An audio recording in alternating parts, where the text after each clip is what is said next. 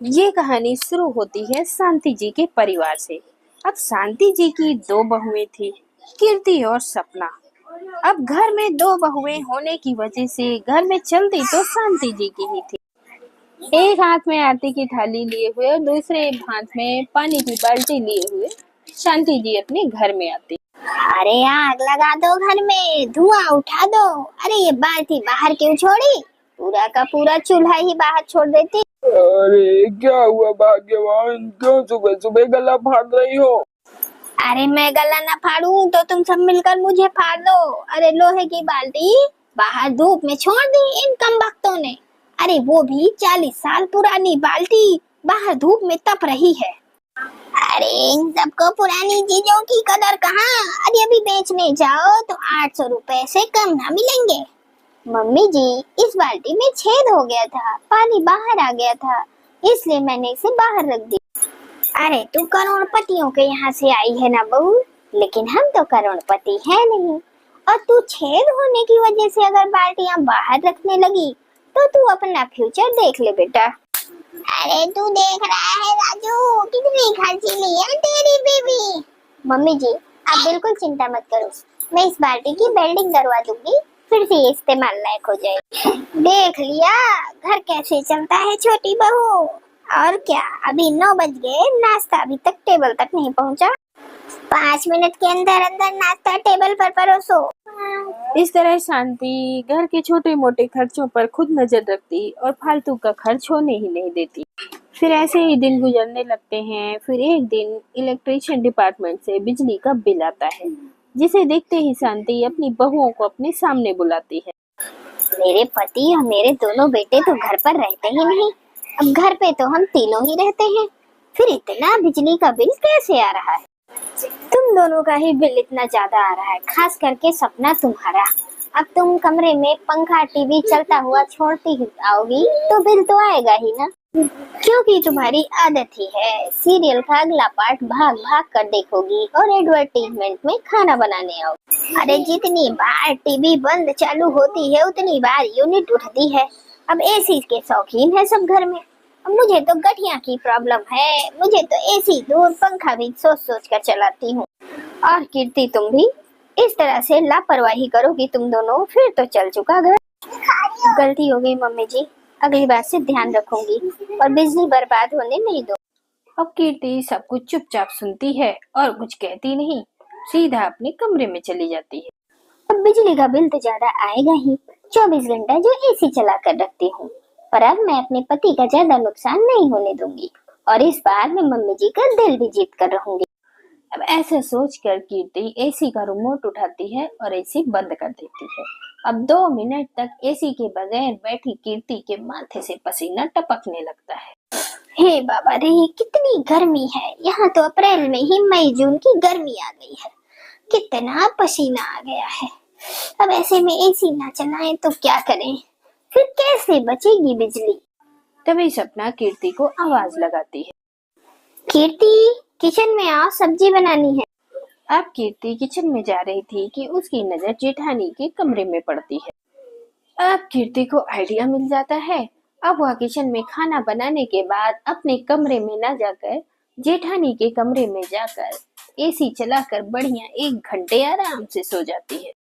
अरे भाभी, कल वाले सीरियल का आज बहुत इम्पोर्टेंट एपिसोड आ रहा है, आज पता चलेगा वो लड़का था कौन। अब इतना बोलकर कीर्ति अपनी जेठानी के कमरे में चाय नाश्ता लेकर एसी चलाकर बढ़िया टीवी देखना शुरू कर देती है। फिर 10 मिनट बाद सास शांति कीर्ति को आवाज लगाती है और वह कमरे का टीवी और एसी ऐसे ही चलता हुआ छोड़कर चुपचाप अपनी सास के सामने आ जाती। बिना एसी के इंसान नहीं रह सकता क्या मम्मी जी? एसी तो वैसे ही ढकोस ले। अरे अचानक तू ये जगत माता कैसे बन गई? क्या हुआ है तुझे? आपकी वो बाल्टी वाली सीख ने मुझे बहुत कुछ सिखा दिया है मम्मी जी। इस बार मैंने सोच लिया है कि मैं बिजली बचा कर ही रहूंगी, इसीलिए देखिए आज मैंने अपने कमरे का एसी एक भी बार ऑन नहीं किया है। सच में? अरे वाह, जीती रहा बेटा। और तू जिस लगन से चाय की चुस्कियां परोस रही है ना, उसी लगन से मुझे भी 1 कप चाय पिला दे। अब कीर्ति की खुशी का ठिकाना नहीं था, क्योंकि इस महीने उसने अपने हिस्से की सारा बिजली का बिल जो बचा लिया था। वैसे ही दिन गुजर जाता है, शाम हो जाती है और शाम के वक्त भी कीर्ति का एक पैर किचन में रहता है तो दूसरा अपनी जेठानी के कमरे में, क्योंकि एसी और टीवी दोनों वहीं थे। चल कीर्ति, अब जल्दी से डाइनिंग टेबल पर खाना परोस लेते हैं, ये लोग आते ही होंगे। राजू तो आते ही कमरे में चले जाएंगे और जाते ही एसी चालू कर लेंगे। अब तो मैं चाह कर भी एसी का बिल नहीं बचा पाऊंगी, तो रात के लिए जेठानी के कमरे का एसी छोड़ ही देते हैं। अभी क्या याद रखेंगे जेठानी जी। अब रात को कीर्ति अपनी जेठानी के कमरे का एसी छोड़कर अपने कमरे में अपने पति के साथ चैन की नींद ले लेती है। फिर अगली सुबह राजू और विक्की के ऑफिस जाने के बाद भाभी के कमरे में जाने का कोई ना कोई तो बहाना ढूंढना ही होगा, वरना शक हो जाएगा उन्हें। क्या करूं क्या करूं।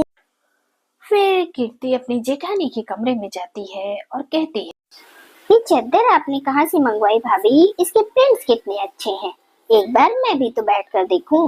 बस फिर क्या था, कीर्ति अपनी जेठानी के कमरे में बैठ जाती है और बैठ तो गई, फिर पीछे तकिया का सहारा तो लगना ही था।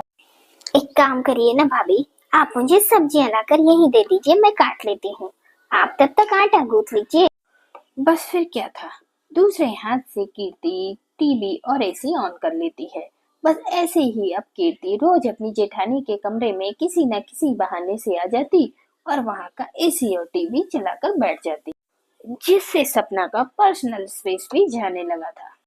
पूरा दिन काम करने के बाद 10 मिनट आराम करने के लिए आई हूँ। अरे कीर्ति जरा साइड तो हो जा। अरे दीदी किसकी साइड, मम्मी की साइड या इनकी साइड?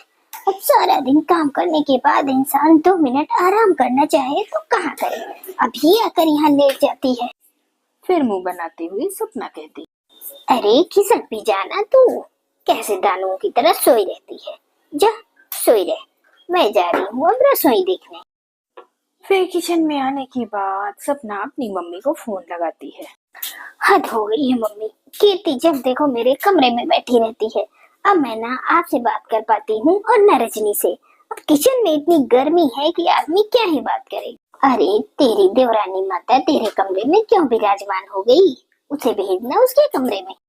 इसके पहले तो वो मेरे कमरे में कभी नहीं आई, कहती थी भाभी का कमरा बहुत छोटा है, लेकिन आजकल उसे ना जाने क्या हो गया है मम्मी, मेरे कमरे में ही बैठी रहती है। डायरेक्ट जाके कुछ कह भी नहीं सकती मम्मी, जॉइंट फैमिली का घर है। अब ऐसा कुछ बोलूंगी तो मम्मी जी कहेंगी अपनी दादागिरी दिखा रही है। अरे तो ये जरूर कोई पैसे की बात होगी बेटा, तू आज ऐसा कर किसी भी तरह घुमा फिरा कर उसे अपने कमरे से 9 2 11 कर, वरना कहीं ऐसे कर करके वो तेरा पूरा कमरा ही ना हथियार। फिर सपना सीधे अपने कमरे में जाती है और कीर्ति से कहती, अरे कीर्ति जरा अपने कमरे में जाना, तेरे जेठ जी आने वाले हैं। तो अरे आने दो ना भाभी, मुझे क्या टेंशन होने लगी, वो तो मेरे बड़े भैया जैसे हैं, मैं बैठी रहूंगी ऐसे, मुझे क्या मतलब, आप दोनों बातें करिएगा ना जो करना होगा। ये तो कमरा छोड़ने का नाम ही नहीं ले रही। अरे मेरा मतलब है आजकल तो तू अपने कमरे में ही नहीं जाती, कोई दिक्कत है क्या? तेरे और राजू के बीच में सब कुछ ठीक है ना? हाँ ठीक तो होगा ही, क्योंकि तुम दोनों साथ जो सोते हो, किसी चीज का कोई चक्कर है क्या? अरे नहीं भाभी ऐसी कोई बात नहीं है, वो क्या है ना आपका कमरा रसोई के जस्ट पास में है, तो मैं अपने कमरे से जब तक चलते चलते रसोई तक आती हूँ सब्जी जल जाती है, इसलिए मैं आपके कमरे में ही बैठ जाती हूँ। और कोई बात नहीं है भाभी, ये पलंग और दीवान निकल नहीं जाऊंगी मैं। फिर इसी तरह से कीर्ति अपनी जेठानी के कमरे में फन मारकर बैठ जाती है। फिर सीधे 1 महीने बाद बिजली का बिल आता है और बिजली का बिल देखकर राजू अपने कमरे में चले जाते हैं। पहले तो दोनों कमरों का बिल मिलाकर 6,000 रुपए आता था, इस बार अकेले एक कमरे का बिल 7,000 रुपए आया है। न जाने भाभी क्या इस्तेमाल करती। अरे कीर्ति जरा अलमारी से 9,000 रुपए निकाल कर देना, मैं बिजली का बिल भर कर आता हूँ। 2,000 हमारा और 7,000 भाभी। अरे बिजली का बिल आप क्यों भरोगे भाभी का? क्योंकि इस बार मैंने और भैया ने डिसाइड किया था कि बिजली का बिल मैं देखूंगा और काम वाली और दूध का खर्चा भैया देखेंगे। घुमा फिरा कर तो खर्चा मेरे ही ऊपर आ गया। अब ये कहकर कीर्ति कान पकड़ लेती है और तभी कमरे के बाहर से सपना अंदर आ जाती है। अरे एसी नहीं चलानी क्या कीर्ति तुझे मेरे कमरे में? चल जरा मेरे कमरे में पीठ सीधी कर ले, एसी चला देती हूँ।